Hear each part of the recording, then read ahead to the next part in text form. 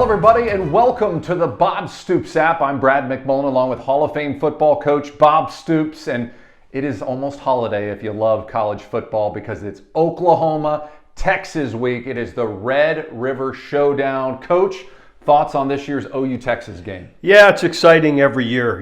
There's nothing like it, really. The stadium split in half, north and south, and both teams right across from one another, getting ready, going down in and out of the same tunnel for warm-ups and all. It's intense, and I always look forward to it. I know our guys will again this year. Both teams, let's face it, have had some inconsistencies this year. Both of them going in 3-2. First time in a long time, I think, since '98. You said 3-2. That OU's got a winning record? Because I think the way that everyone's talking, we're like 0-6.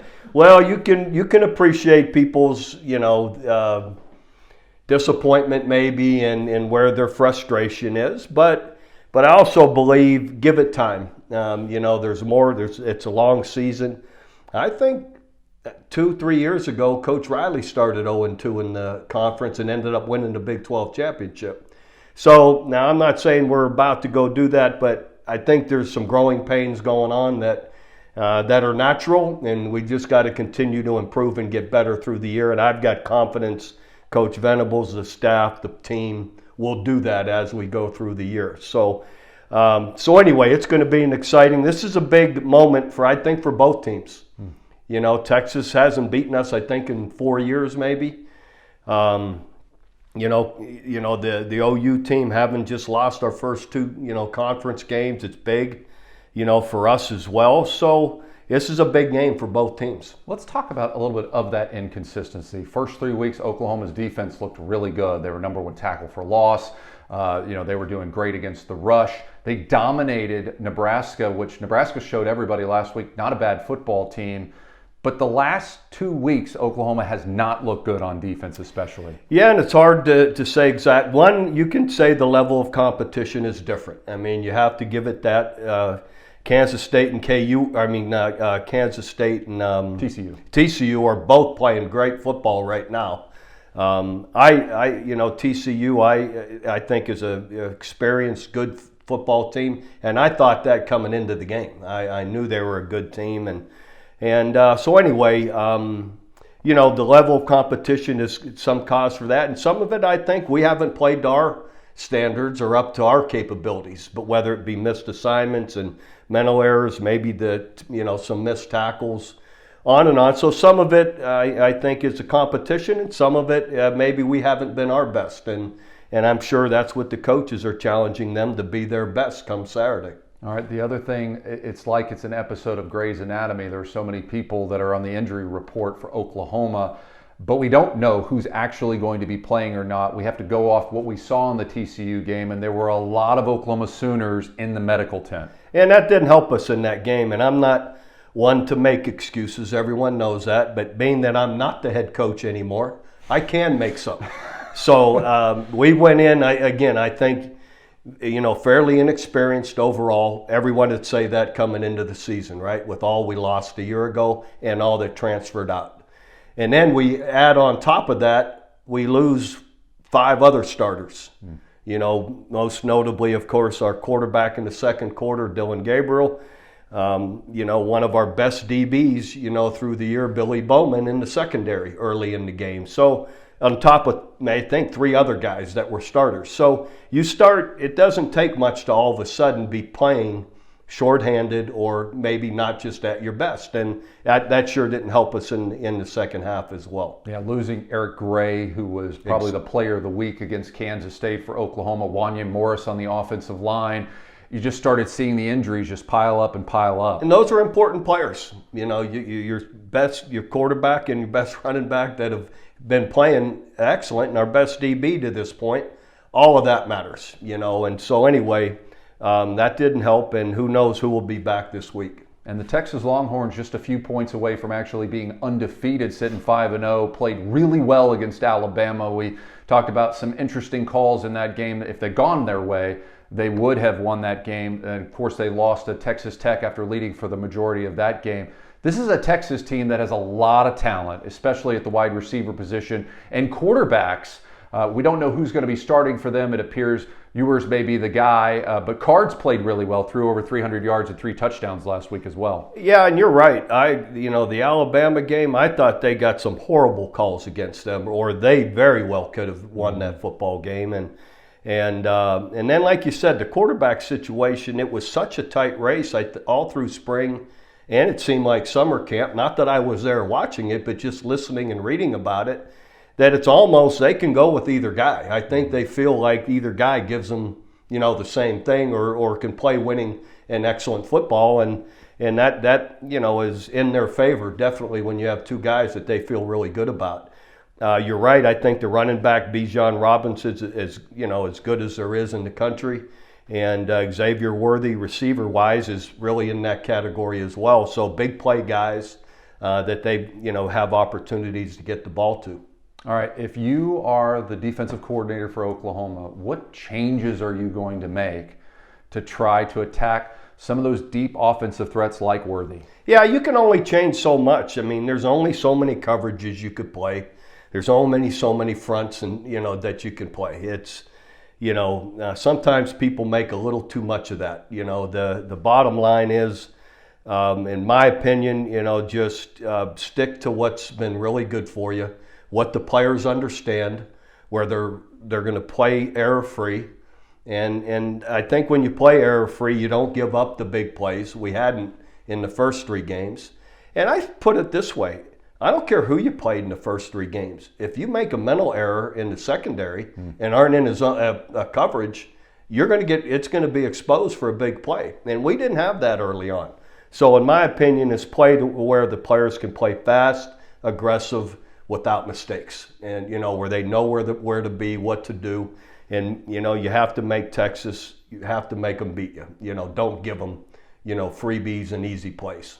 Now, I know you didn't have very many games like what we experienced against TCU, but if you had a game that just didn't go well, how do you correct that mentally to try to get those kids to forget about it, put it in the rearview mirror, and focus on what's in front of you? Well, Monday's, the first day, you have to have a day off. I believe our team takes Sunday off. Monday's all about let's analyze and own up to what's correctable, where we made mental mistakes and breakdowns and gave them easy touchdowns. And we can correct this. I mean, we've been in this coverage before. We've been in this defense before. I'll show you 10 clips where we played it great. This one we didn't. Why? Own up to it, acknowledge it. What can we correct? What are we asking too much of our guys? If there is something that way, as coaches, you own up to that. Or did we have too much they couldn't understand at all? I don't know. I don't know that this is the case, but that's what we would always do as coaches. What can we do better? And then players, you own up to what can you do better? And are we asking too much of you? And I've seen it through, for the first 3 games, you guys did it so well. Why all of a sudden now we can't do it? So again, there's just some of that, and that's Monday in our assessment of the previous game. And then once you're done with Monday, it's on to the next game. And even Monday evening, we'll go out and we'll start our preparation for the next game. So you've got to let it go. If you hold on to it, it'll get you again. So you've got to be able to let it go, learn from it, let it go, and get on to the next game. And keep your confidence, keep your fight, keep your mental toughness. And I had the experience. My son plays quarterback in middle school, and first game he had went into concussion protocol, and their rules at the middle school level was he could not have any contact of any kind for a full week. Do you know what the protocol, like what the University of Oklahoma has for that? Dylan Gabriel, is he even eligible, even if he feels good and wants to play, and the medical people clear him that he can play? Yeah, I'm not going to sit here and detail the protocols. It's been a while since I've been in that training room and in those meetings. I know our staff is really great with it. I know from all my years, Scott Anderson was our lead trainer along with doctors, and they were in the forefront of everybody on not just protocols, but baselines ahead of time. even before practices ever started, what's your baseline? And I don't know what all they review, but they have baselines of how everybody's brain activity and how it's all functioning.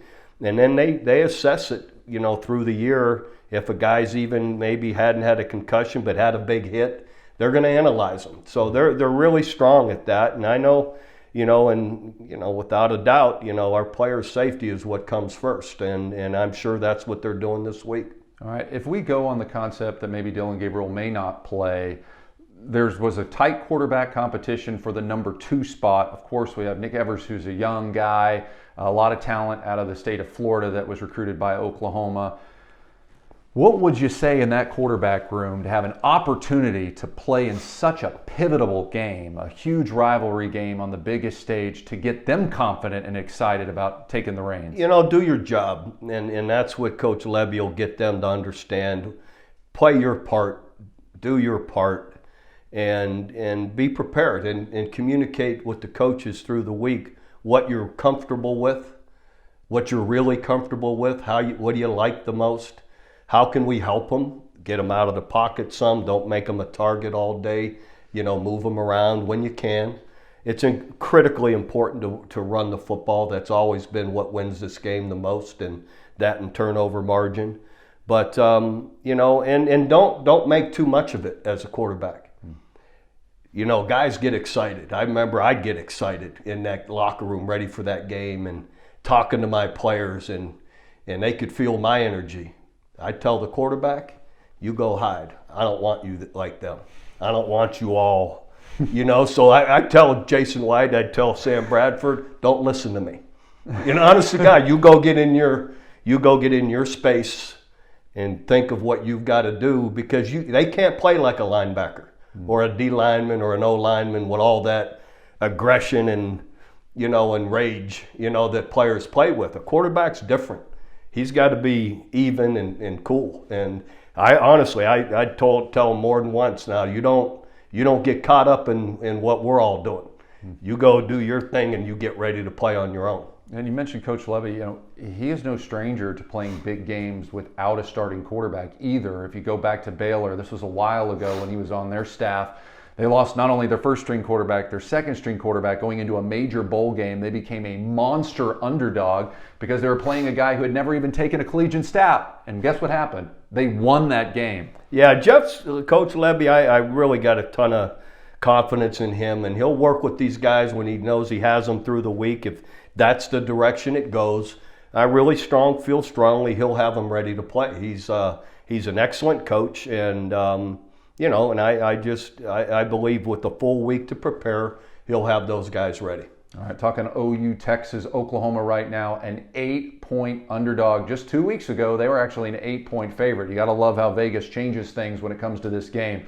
The key to victory for Oklahoma is the basic, simple things: win the line of scrimmage, do not lose the turnover battle. When my 18 years, we would chart. I would show the team in our Monday meeting for our scouting report. Every year, whoever controlled the ball the most, and that meant rushing the football and completions. Meaning whoever possessed the ball the best. You just chart how many Texas had, how many we had. Runs, yards, and or occasionally even receptions, and turnover margin. And I bet 99, all but one game, every single game was won with whoever ran the football the best and was on the plus side of the turnover margin.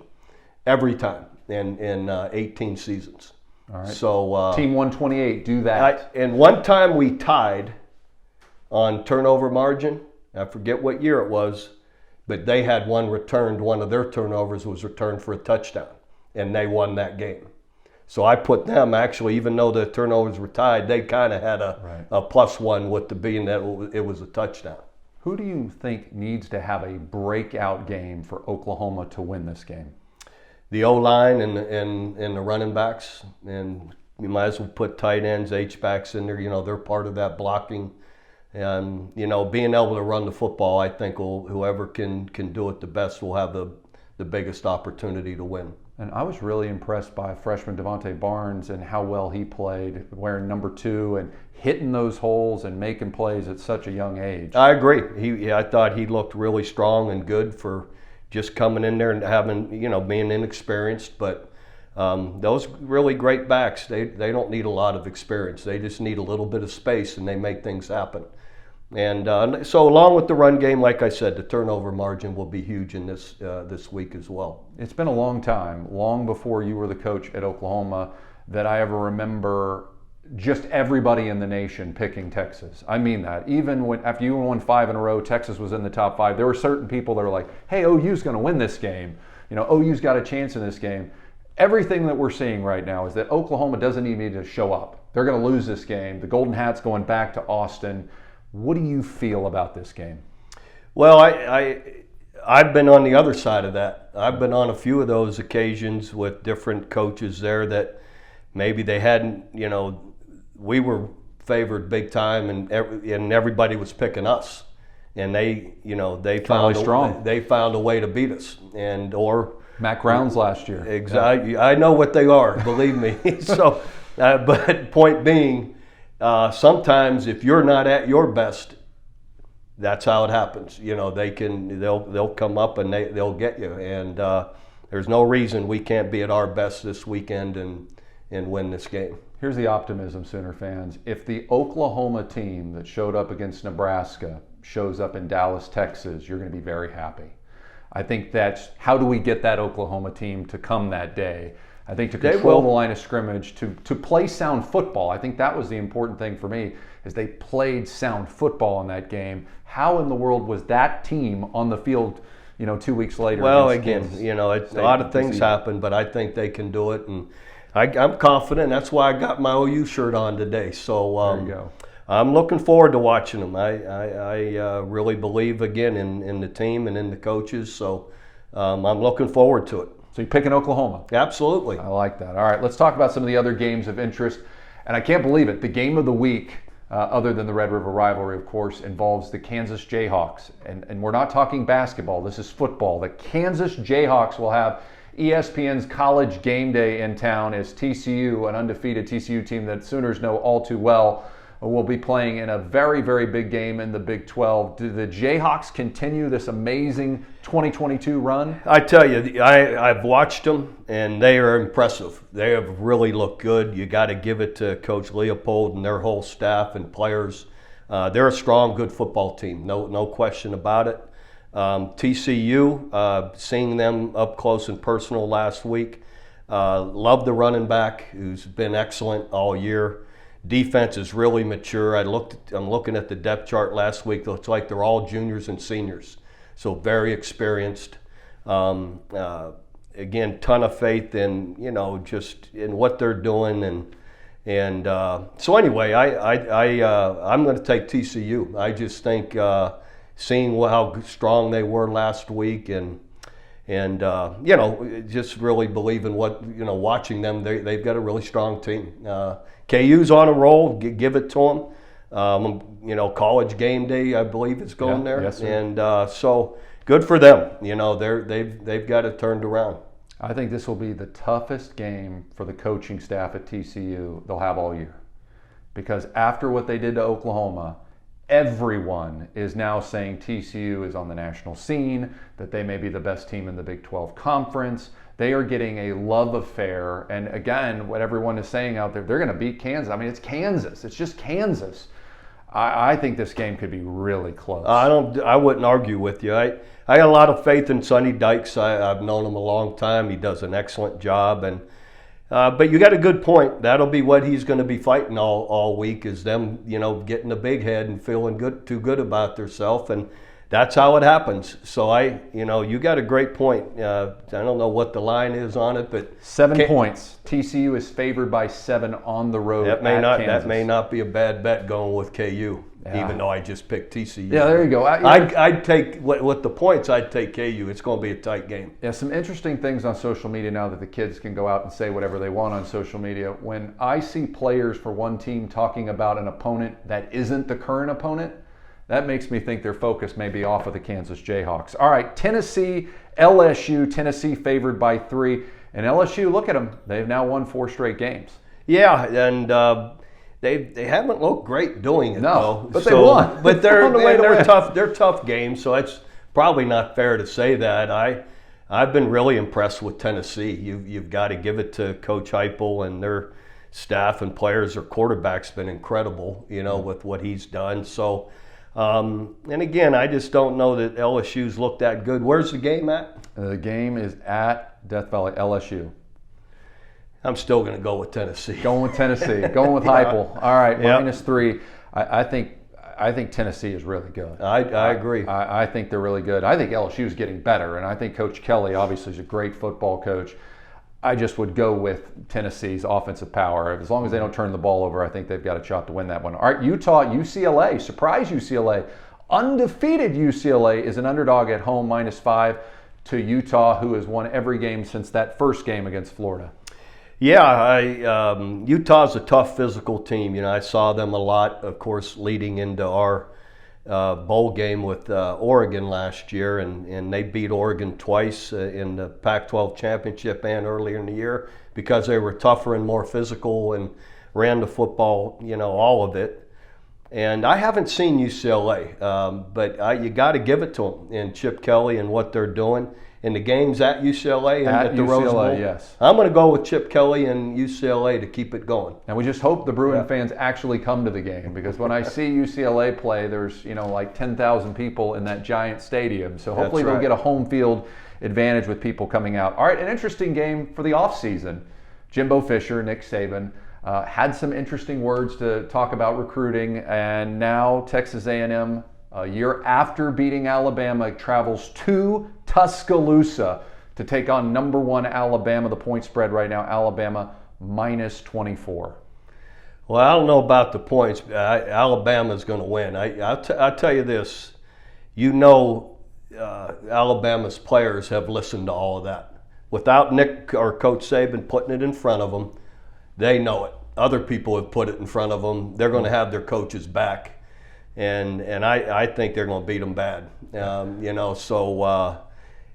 Players don't want to, they don't want you attacking their coach. They don't. And I remember getting ready to play the Sugar Bowl, getting ready to play in 14, getting ready to play Alabama, and all that I had said about, the media said it more than I did about the SEC. Yes. And my players knew, I never brought it up, but they knew they had to have my back. And they showed up and did. And that was an awesome game. I was there in person. It was absolutely spectacular. All right, another big game, BYU Notre Dame. BYU number 16 in the country at Notre Dame. Notre Dame favored by 3.5. And you talk about a team that hasn't looked good this year. It's been Notre Dame. No, they really haven't. And I don't know how much better, they've gotten here lately. So, and BYU's been pretty strong overall. That's a good game.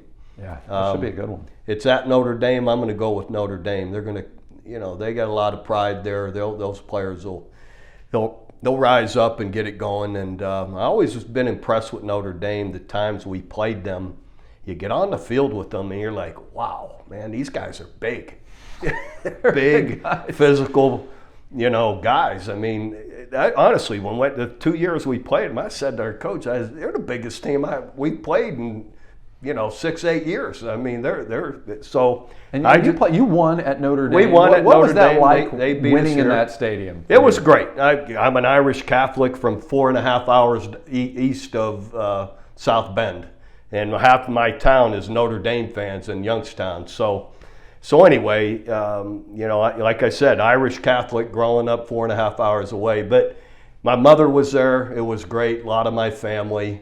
And to win in that stadium was really cool, and especially after they had beat us in ours. Yeah. So they had to return the favor. Exactly. So anyway, it was a fun afternoon for sure. So going with the home team and the atmosphere there at Notre Dame. All right, we've mentioned LSU kind of bouncing back. One of their big bounce back wins was against Mississippi State. It's Mississippi State's only loss.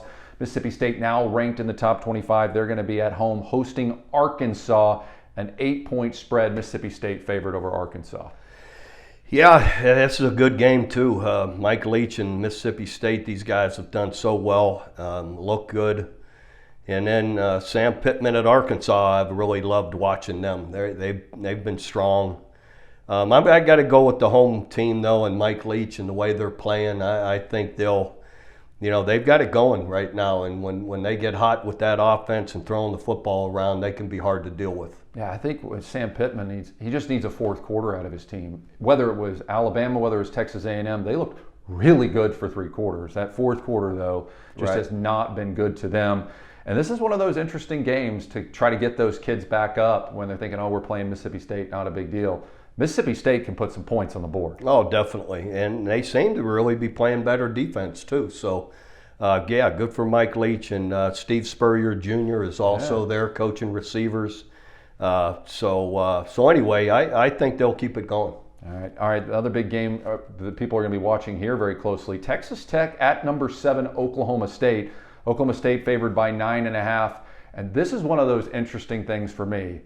Sanders had looked awesome lately. OSU has looked fantastic. Defensively, they've looked great. This Texas Tech team is talented, and they will battle you. But do they have enough to beat Oklahoma State? I don't think so in Stillwater. Yeah, if it was at Tech, you might go out on a limb there and take them. But I agree with you. Mike Gundy and his staff and those players, they're playing well, really in all parts of the game. They look really good, and I agree. Spencer Sanders has looked awesome. So, and Tech is definitely having an excellent year, and they look good. But going to Stillwater, I'd take Oklahoma State in this one. Yeah, I like Oklahoma State in this one. I think the points are a lot, though, so I don't know what that means. But again, Oklahoma State at home favored by 9.5. And our last game on here, Washington State 4-1 at number 6 USC. USC favored by 13 points. Yeah, you gotta give it to Lincoln. Our people fans may not want to hear it, but it's the truth. They've won some tough games, and they've looked good, really good in some other ones. But you got to give a team credit. They're on the road at Oregon State and win behind and come back and win in the fourth quarter. So, and the fact that they're at home, I think they'll keep it going this week and win that one. Now, the big story for me is not the offense of USC, but actually the defense. Alex Grinch, the turnover differential is like that. I mean, it's completely lopsided in favor of the Trojans. Sure, and if they ever get one of those games where that isn't the case, it could be a different story. If all of a sudden the turnovers are equal, can they still keep up, that way? So that, I'm sure, that's what Washington State's looking at. Take care of the football, and we'll have a much better chance and opportunity to win.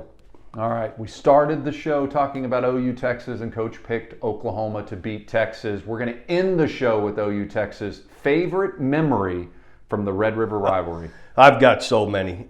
I guess the most fun would have been, we were ahead the first year in '99, and they came back and beat us. And then 2000, Quentin Griffin is still scoring, and no one knows. We haven't arrived yet. OU, right? And meaning we go on to win national championship, but this is the 5th game of the year, I think. Mm-hmm. So, but as a coach, you're always like, the lead is never big enough. Well, I look up at the clock. There's, I think, 9 or 10 minutes to go in the second quarter, and it's 42-7. I'm like, are you kidding me? And then I think, I don't know. And then there's a point, early third quarter, I mean, there's no way they can come back from this. And we were playing so good on defense. So I just remember thinking that, man, who saw this coming? And I've said this a lot in my book, and I'm sure I may have said it on this show, but I'm on the headphones with all the coaches when we go up 42-7 in the second quarter. And I go, you know what, boys? Meaning all the coaches, I said, we're pretty good. So it's when it started to hit us that, hey, we are pretty good, So anyhow, that may have been just because that was the first time it happened where we won in such a big way. But all those other wins, every one of them are so great. You fun winning the tight ones, 7-3, and Superman goes over, on a blitz and, creates the interception that Teddy Lehman returns for the touchdown. You know what people forget about that one? We kick off to them, and the next or second play after they get the ball back, they throw the ball down the middle, Superman intercepts the ball to finish the game. And so that's true. So anyway, it's great memories. All of them are fun. Another time we shut them out 12-0. So we went in different ways, and they're all fun in their unique way. Amen. All right, last question has nothing to do with the game itself. Favorite thing to get at the fair? Is there a favorite food item or anything you're like, hey, I need to get that this year. I need to try that. Well, I got to come clean. After the 2000 game, I let the players run around for a couple hours after, and I had Coach Schmidt tip off one of the tents with beer tent. We sat behind the beer tent and had a cold beer for a little bit. So you recommend the cold beer at the fair on a hot day? For me, I'm not much. I'm wound up going into the game. I'm too wound up after the game to eat. So I've never eaten at the fair, but I have to admit I did have a couple cold beers sitting behind the tent once. Well, I'll get you a corn dog this year. You can try it. Yeah. All right. Thank you guys so much for watching. Enjoy the big game, Oklahoma versus Texas, the Red River Showdown 2022 edition. And remember, for videos anytime, so when you get there and you're saying, hey, what am I going to do before kickoff? You can watch videos right here inside the app. Just tap on the video link. For Hall of Fame football coach Bob Stoops, I'm Brad McMullen saying Boomer Sooner.